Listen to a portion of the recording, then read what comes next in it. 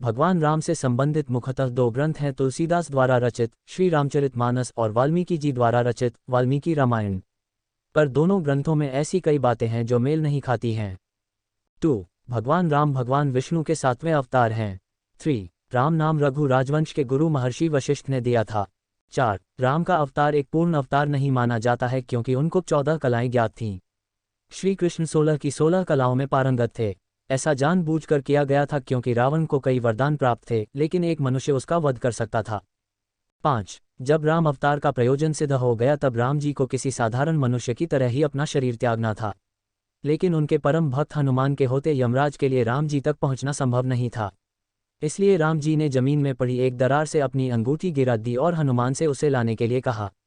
हनुमान जी उसे खोजते खोजते नागलोक पहुंच गए और वहां के राजा से राम जी की अंगूठी के बारे में पूछा।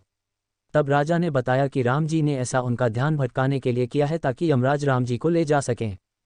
ये भी जरूर पढ़ें, राम भक्त हनुमान के 3 भक्तिपूर्ण प्रेरक प्रसंग।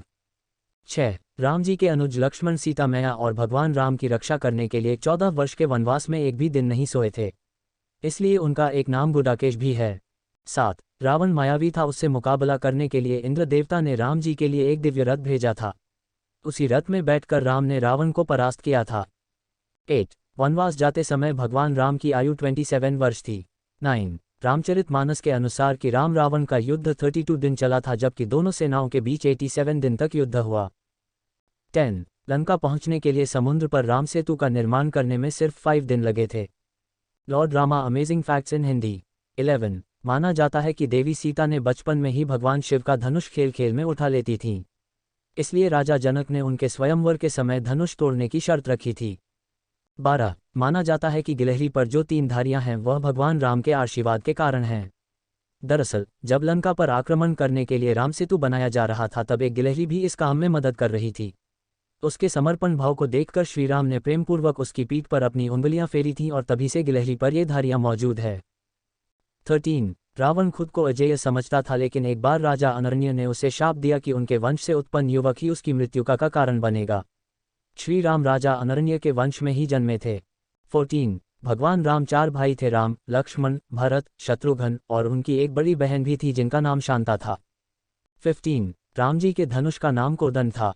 16. भगवान विष्णु के 1000 नामों में राम नाम 394 नंबर पर दर्ज है। 17. भगवान विष्णु के अवतार परशुराम ये नहीं जानते थे कि श्री राम भी विष्णु अवतार हैं, इसलिए उन्होंने राम जी को विष्णु जी के धनुष पे प्रत्यंचा चाहने को कहा, जिसे राम जी ने आसानी से चढ़ा दिया और परशुराम जी भी राम जी के असली स्वरूप को जान गए। 18. रावण अपने समय का सबसे बड़ा ज्ञानी था, इसीलिए एक बार राम जी ने रावण को महाब्राह्मण कहकर पुकारा था और उसकी मृत्यु के समय लक्ष्मण को उसे ज्ञान प्राप्त करने के लिए भेजा था। 19. लंका पर चढ़ाई करने से पहले श्रीराम ने रामेश्वरम में शिवलिंग बनाकर शिव आराधना की थी। आज भी रामेश्वरम हिंदुओं के सबसे प्रमुख तीर्थ स्थलों में गिना जाता है। 20. सीता जी के स्वयंवर में राम जी ने शिव जी के जिस धनुष को तोड़ा था उसका नाम पिनाक था। 21. जिस जंगल में भगवान राम, सीता मैया और लक्ष्मण जी ने वनवास काटा था उस जंगल का नाम दंडकारण्य था।